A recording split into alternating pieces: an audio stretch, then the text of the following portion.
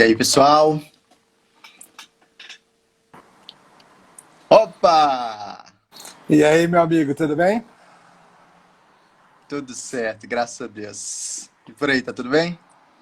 Tudo tranquilo, curtindo o calor de Brasília aqui, que está sem condições, mas estamos bem, graças Ó, ao bom Deus.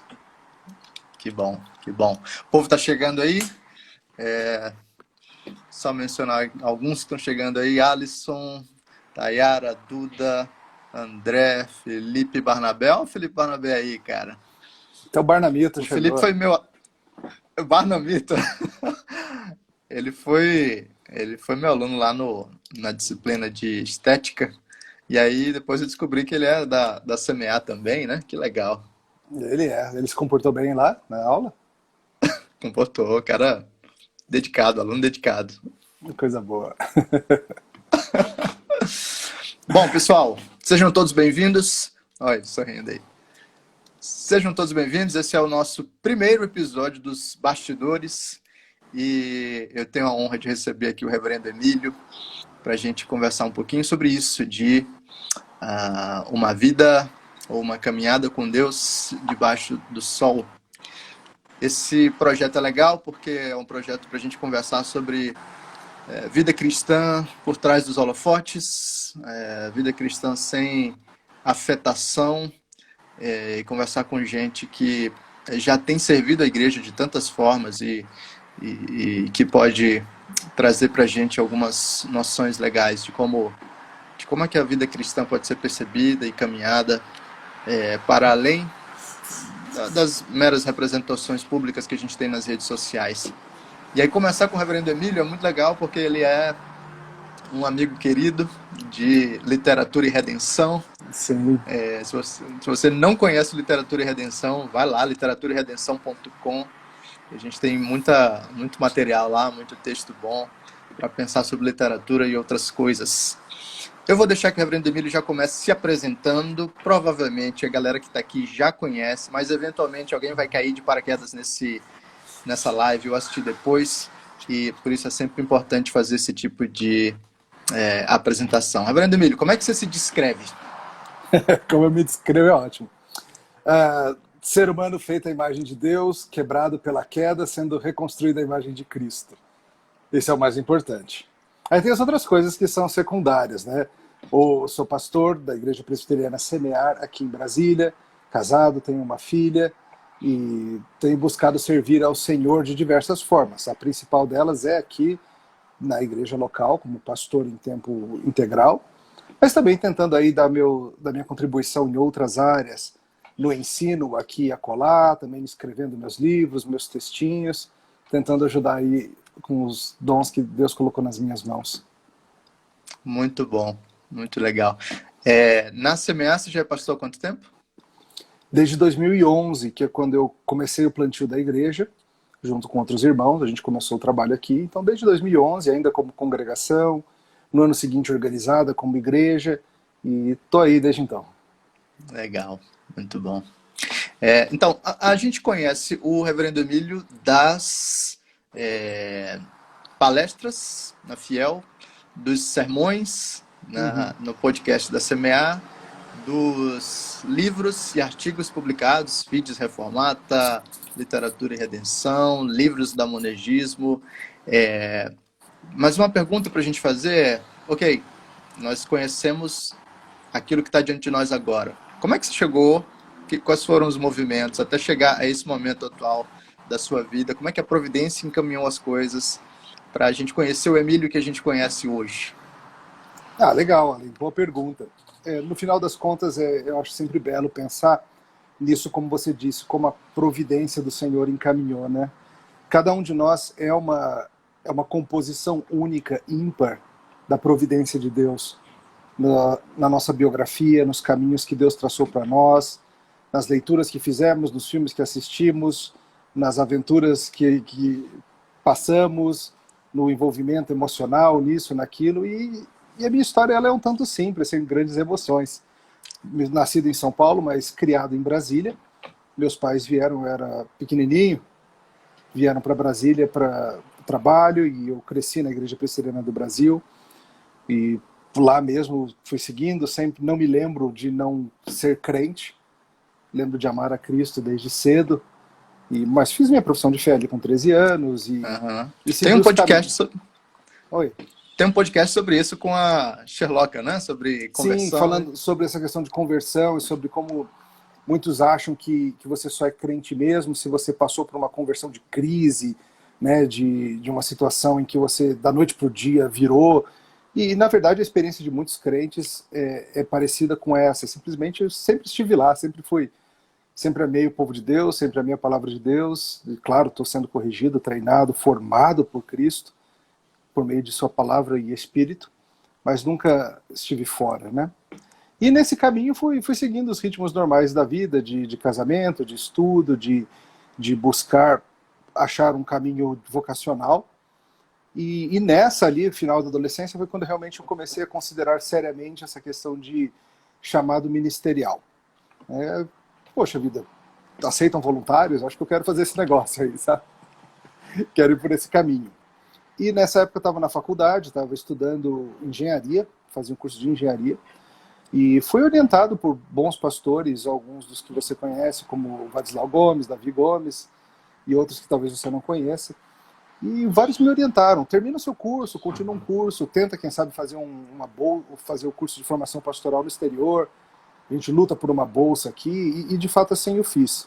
Eu acabei mudando de curso, fui para sair da engenharia para comunicação, fui fazer um curso que, a meu ver, seria mais diretamente aproveitado no que eu queria fazer mesmo, que era o pastorado. Então fui para a comunicação, fiz lá com ênfase em jornalismo, e aí foram 7 anos no exterior, fazendo mestrado, doutorado, fazendo a formação pastoral, e estava lá quando um belo dia os queridos Flávio Heringer, Cláudio Cruz e outros entram em contato, presbíteros aqui de Brasília, perguntando se eu topava me juntar a eles num projeto que eles estavam de plantação de igreja. Eu falei: opa, vamos. E aí foi isso, voltamos então, 2011, quando começou esse trabalho, e desde então estou aqui, buscando servir Legal. ao Senhor com o que Ele colocou na minha mão. A sua graduação em teologia foi aqui no Brasil ou já foi lá nos Estados Unidos? Foi lá nos Estados Unidos. O sistema americano de formação pastoral é um pouquinho diferente. Ele normalmente você não faz uma graduação em teologia, você faz uma graduação em alguma área qualquer, e você faz um mestrado longo, chama mestrado em divindade lá, de 4 anos, em que você cobre as áreas todas de línguas, de sistemática, de homilética e tudo mais. Então eu fiz dessa forma. Legal. Certo. E aí, em 2011, começou a plantação da Semear e o resto é história, né? O resto é história, estamos aí. Muito bom. Isso me faz pensar e já nos encaminha, de certa forma, para esse terceiro bloco, que está conectado a o hype do momento, que é o livro que está lançando, né? Sim. Bom, então deixa eu fazer uma pergunta. Primeiro, genérica, que depois nos leva a pensar sobre isso. Tá. A gente conhece o Emílio. Pastor, marido, pai, palestrante, professor, autor, né? Esse é o terceiro livro, se eu não estou enganado. Então, a pergunta é: como é que você dá conta dessa gama de demandas? E aí isso já nos leva a pensar sobre esse aspecto em especial. Como é que surgiu, como é que nós chegamos até ao Isto é Filtro Solar, esse terceiro livro que está sendo lançado agora pelo Monegismo? Tá. Como é que eu dou conta disso tudo? Eu não dou, na verdade. Com grande dificuldade, Alan. Correndo atrás do vento, como diria nosso querido Salomão. Tentando lidar com tudo sem falhar, mas com grande dificuldade. De fato, eu creio que há vocações que são prioritárias, e essa de escrever livros, como você bem falou, é o terceiro livro aí que eu estou lançando, mas isso é secundário em termos de quanto tempo eu posso dedicar para esses projetos, o quanto de esforço eu posso pôr nisso. Então esse livro, o Isto é Filtro Solar, ele é fruto, para começar, de uma série de sermões que eu preguei lá em 2013. Ainda no início da Semear, eu preguei o livro inteirinho, e sempre fiquei com vontade de um dia transformar aquela série de pregações num livro.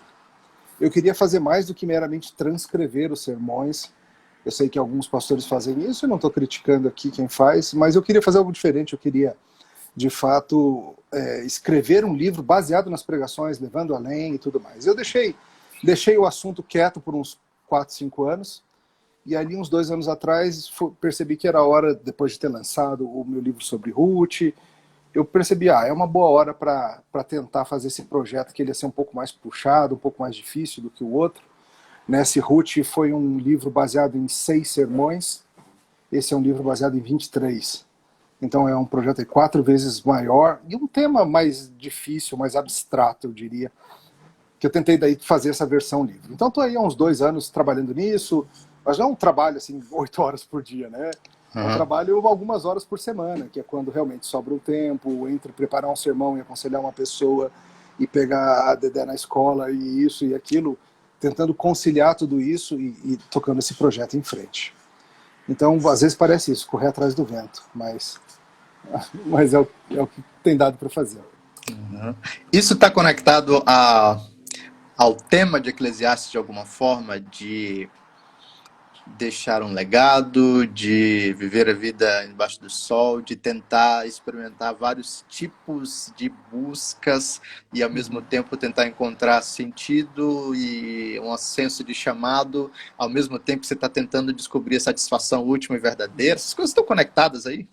Então, sim, Allen, o grande tema de Salomão, eu diria que Salomão está ali no final da vida, penso eu, escrevendo esse livro com os achados dele, tentando dar para a gente um mapa da vida e tentando mostrar para a gente que, enquanto nós acharmos que a vida está nas nossas buscas e prazeres e projetos daqui do mundo, debaixo do sol, a gente só vai se frustrar.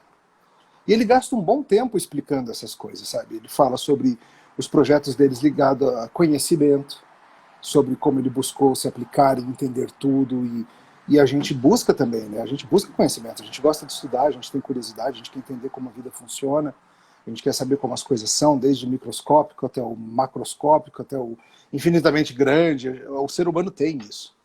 Só que Salomão vai percebendo que, embora pareça bom, no final das contas não cala de fato a dor do coração.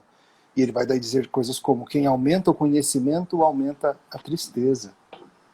E é fato, né? Tem coisas que a gente viveria mais feliz se a gente nem soubesse acerca delas, mas a gente vive mais triste.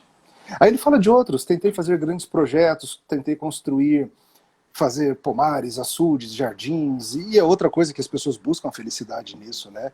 Fazer grandes coisas, deixar um legado, deixar uma ponte com meu nome, virar nome de rua, deixar livros ou deixar uma herança substancial para as próximas gerações, ou deixar uma igreja, seja o que for que as pessoas sonhem e falam: não, esse é o meu legado. E aí Salomão vem e fala pra gente assim: você tá achando que a vida tá nisso?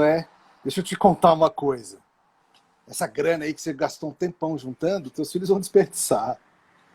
Esse projeto aí que você achou maravilhoso vai cair na mão de alguém irresponsável que vai acabar com o teu projeto. Então a vida não tá nisso, não. Ou então outra coisa que as pessoas buscam muito não, a vida está nos prazeres. E aí Salomão vai falar pra gente: olha, eu tentei, mulheres sem fim, vinho sem fim, também não. Correr atrás do vento, é uma expressão que ele usa frequentemente, né? É em vão. E ele está mostrando isso porque ele quer mostrar pra gente, Allen, que nenhum desses projetos humanos, ainda que alguns sejam legítimos, tá? Ele não está falando do pecado, não. Ele está falando de projetos humanos. Ainda que legítimos em muitos casos, se a gente tratar esses projetos como o objetivo da vida, a gente vai se frustrar. Se a gente tratar essa vida como tudo que há, a gente não vai encontrar satisfação. Mas aí ele nos dá o caminho. E o caminho é a gente saber que há algo acima do sol e que a vida deve ser vivida corandel, deve ser vivida diante de Deus. E aí as coisas mudam de figura. Muito bom. Muito legal. A gente escuta, algumas pessoas parecem ter uma visão do livro de Eclesiastes como o livro de um homem que, experimentando frustrações na vida, se tornou cínico. O livro de um homem mal-humorado. essa é a sua percepção do livro? Como é que você observa o Salomão velho escrevendo as coisas que ele escreve, falando sobre essas coisas serem vaidade e correr atrás do vento? É o relato de um homem com coração endurecido e cínico? Veja, essa é uma percepção muito comum mesmo, a do velho rabugento, né? Que está lá na cadeira de balanço dele, no final da vida, reclamando de tudo, de todos, e da água, e do sol, e do clima, e do gato, e do que tem na televisão, e reclamando de tudo. E veja, eu creio que sim, é um homem que está no final da vida, que está percebendo que todos os seus projetos foram vaidade, né? É uma palavra que aparece muito no texto também, que o original significa algo como um vapor, algo efêmero, algo que não tem substância mesmo. Mas eu creio que vai além de simplesmente ser ruminações de um cínico mal-humorado. Eu acho que tem uma dose sadia de cinismo no sentido de acorda, galera. Presta atenção.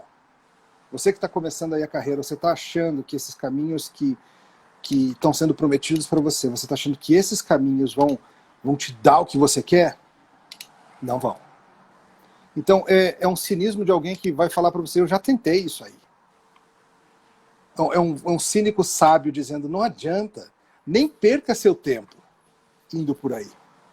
Mas, ao mesmo tempo, a gente precisa lembrar que não é apenas como eu disse, um velho mal-humorado. No final do livro, lá no capítulo 12, ele explica para a gente o projeto dele. Ele fala que o projeto dele foi tentar usar palavras verdadeiras e agradáveis para, como um aguilhão, nos guiar na direção de um pastor. Então, ele explica no final que ele quis dizer essas coisas verdadeiras, mas ele também o fez de uma forma bela, né? O livro é cheio de frases memoráveis, de construções poéticas, de alusões a coisas gloriosas também. E ele fala, tudo isso eu fiz para espetar vocês. Eu queria espetar vocês numa certa direção, que nem alguém que está tentando guiar o gado e usa alguma coisa pontuda para que ele ande. Salomão estava fazendo isso com o livro. Ele estava querendo apontar a gente na direção de algo superior e nos lembrar acerca da existência de Deus e seus mandamentos e saber que essa vida aqui, quando olhada do ângulo da vida apenas, ela é apenas vaidade. Mas olhada do ângulo eterno, ela tem coisas preciosas que podem ser desfrutadas diante de Deus. Legal. Muita gente aqui, quer dizer, não sei, espero que não, mas vai que, né? Pode estar olhando o título do livro, né? Filtro solar, e pensando, mas o que isso tem a ver com... De onde é que vem o título, a ideia do título do livro? Legal.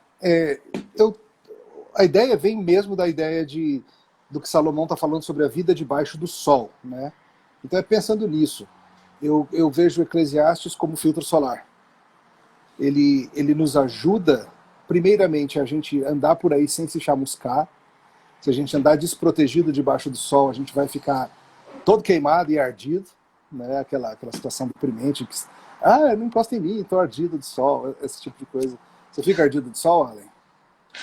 Faz um tempo que eu não vou à praia, mas... Faz um tempo mas quando vai aqui, lá no... Aqui lá no Maranhão, né? Isso, lá tinha, ela ficava. Lá ficava, né? Se bem que o sol aqui é bruto também, viu? Sim, São José é tenso. Aqui em Brasília tá assim, cara. Sair sem protetor celular vai ficar queimado. Então essa é um lado da coisa.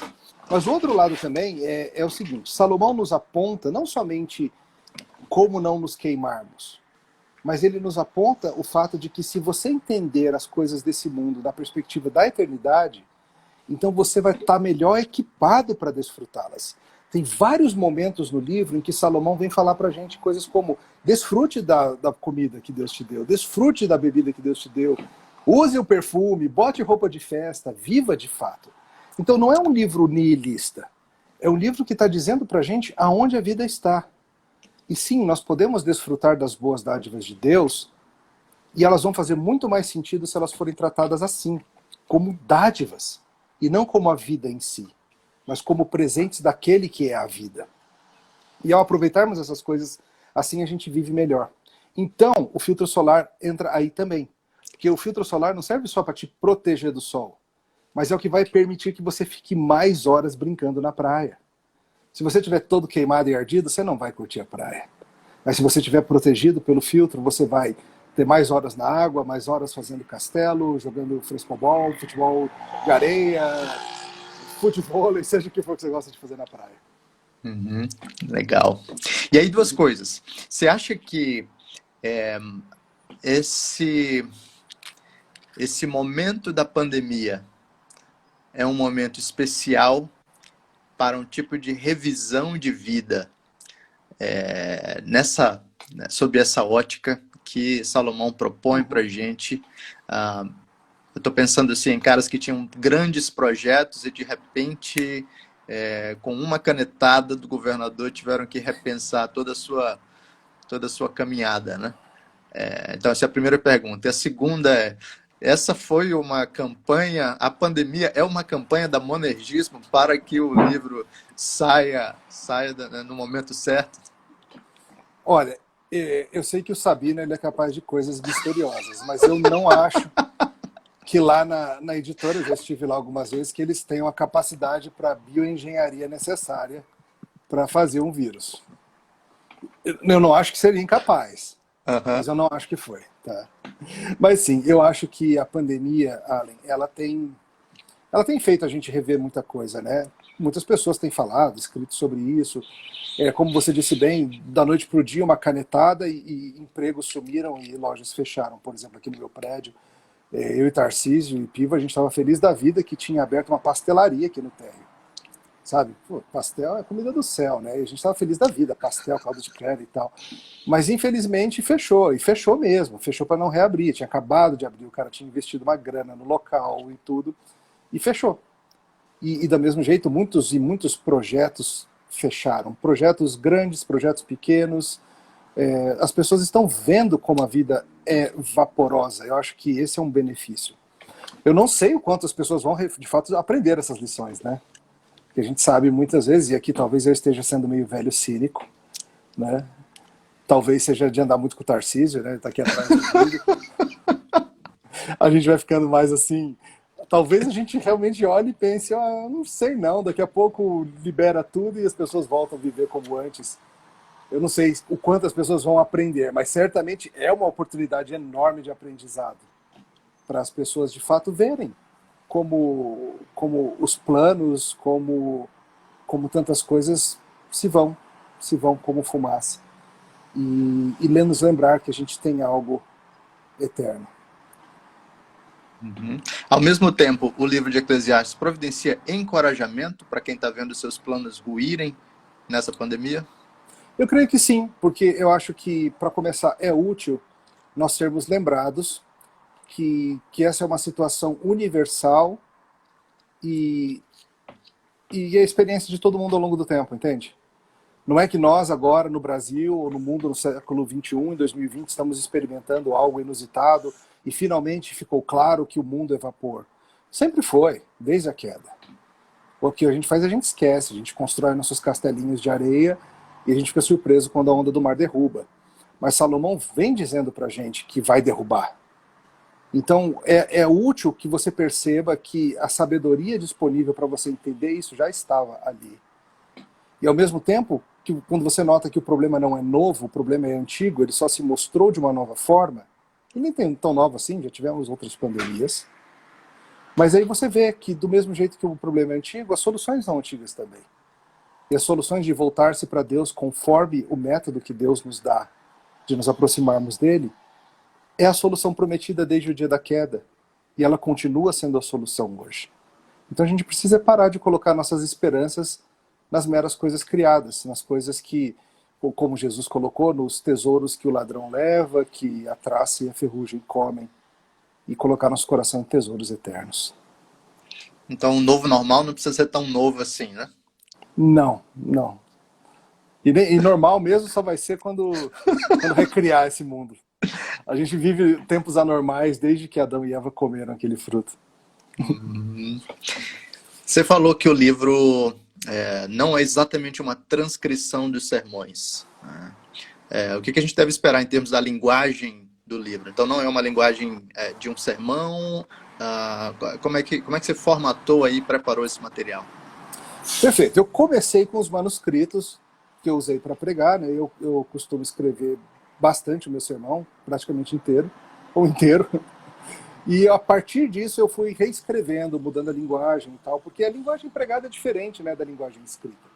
Por exemplo, se eu estou pregando, um exemplo, eu preciso repetir mais vezes a mesma ideia, porque eu estou falando e as pessoas estão tentando ouvir. Então, às vezes eu tenho que dizer algo, dizer de novo, de um outro jeito. Lá na frente eu repito, faço alusão ao que eu já disse. Só que isso, numa forma escrita, fica cansativo. Porque você está lendo, você está indo mais devagar, você está indo no seu ritmo, você já entendeu. Se precisar, você mesmo volta ali no livro. Enquanto você está ouvindo a pregação, não tem como você, peraí, pastor, eu vou voltar aqui para ouvir de novo isso que você falou. Não, você tá acompanhando. Então, eu eliminei várias dessas repetições, mas, além disso, eu incluí muito material, justamente porque os temas de Eclesiastes são de meu interesse. Desde que eu preguei, eu venho colecionando material, seja ilustrações a partir de filmes, ou de seriados, ou de músicas, seja leituras que eu vim fazendo de lá para cá, que eu vi, puxa vida, isso aqui teria calhado bem lá naqueles sermões que eu preguei. Essas coisas entraram agora, então tem muito material que não estava lá nos sermões. Eu imagino que quem ouviu os sermões ao pegar para ler vai reconhecer muita coisa, vai falar, isso aqui eu já tinha visto, isso aqui ficou bem parecido com o sermão e tal. Alguma coisa ou outra eu tirei, porque estava muito repetitivo, e pus muito material novo que espero que seja útil e proveitoso para o pessoal também. Na verdade, você mencionou uma que seria uma pergunta que eu ia fazer. Você tem muito material trabalhando o relacionamento do cristão com a cultura. Então, nessa obra, você usou muito desse aspecto da conexão com a cultura, de ilustrações e coisas assim que ajudam a deixar mais clara a mensagem, né? Sim, eu tentei fazer isso. Cada capítulo começa com algumas citações, seja de canções, seja de filmes, alguma coisa. E também uso vários exemplos ao longo do próprio livro. Por que isso?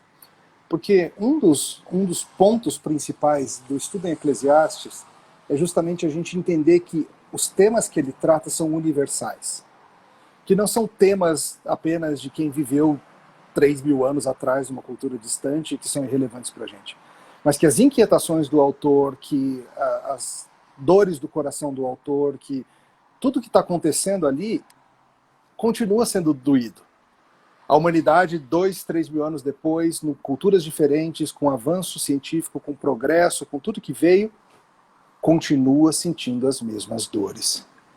Então eu tento mostrar isso por meio de usar exemplos vindos da cultura contemporânea. Para mostrar, olha só, Salomão está falando desse problema aqui, ó. Olha aqui como continua doendo. Olha esse filme. Olha essa música. Olha isso aqui. Continua doendo. Olha essa obra de literatura.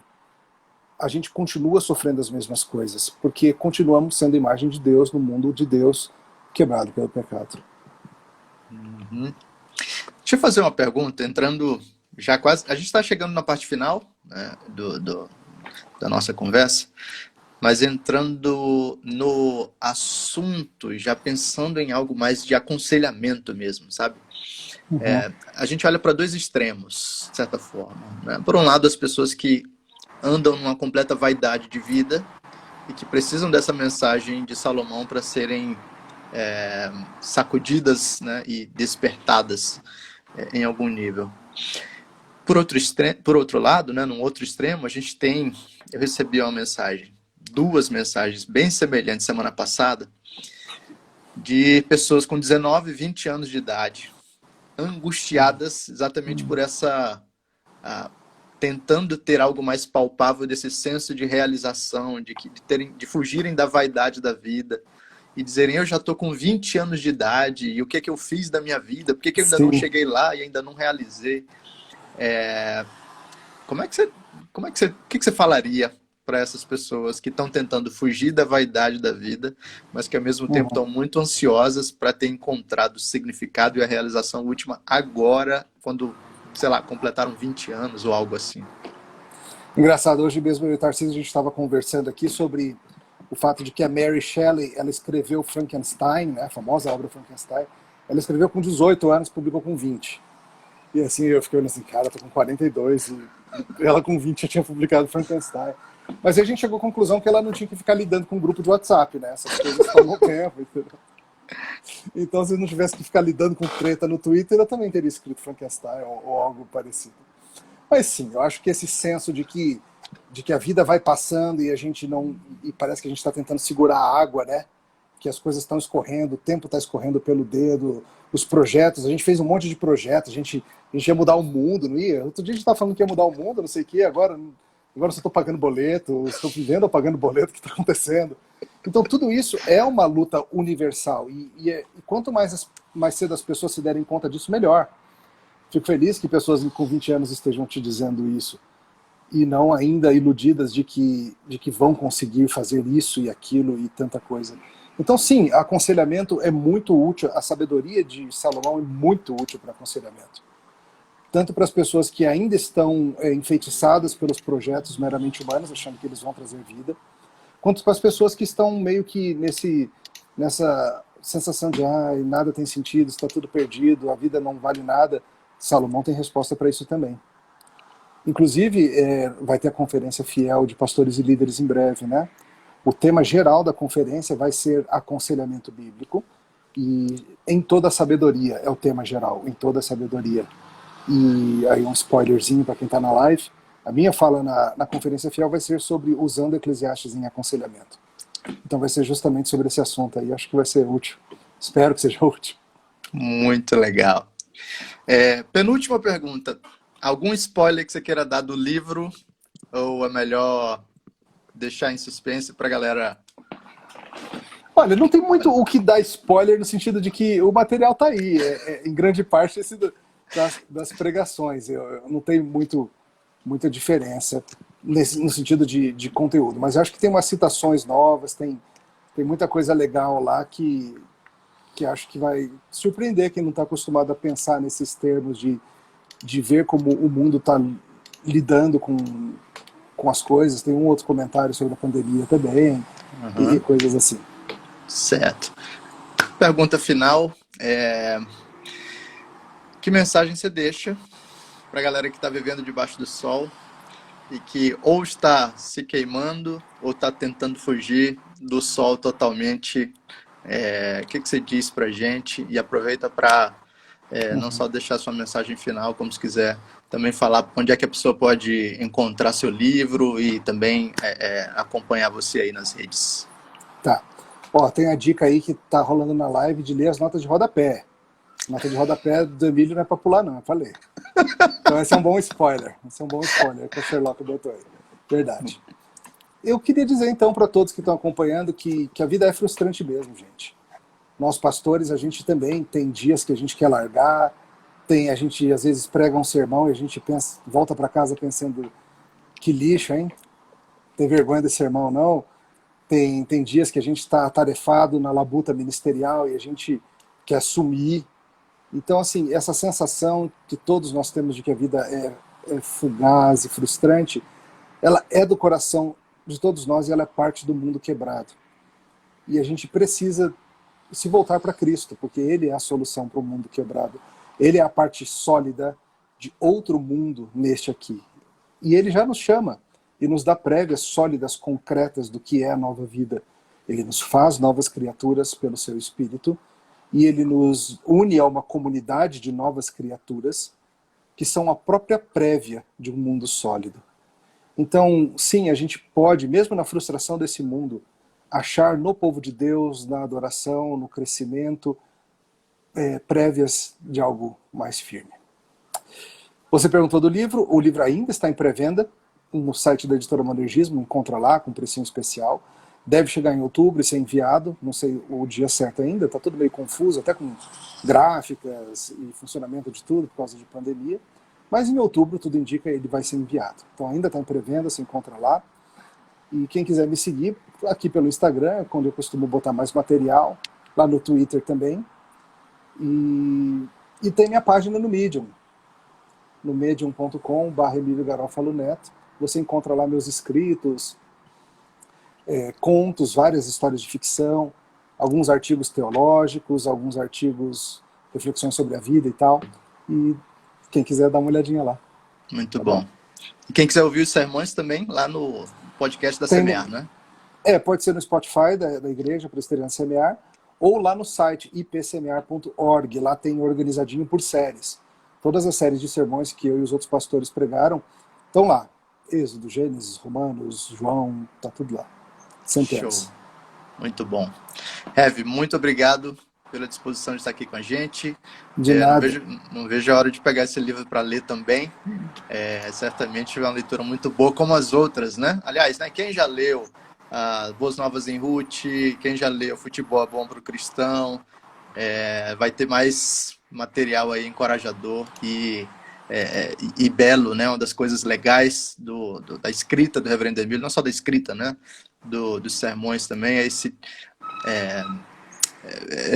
formato que ele consegue trabalhar temas sérios, mas de uma maneira tão bela, tão encorajadora. E isso é legal de ver.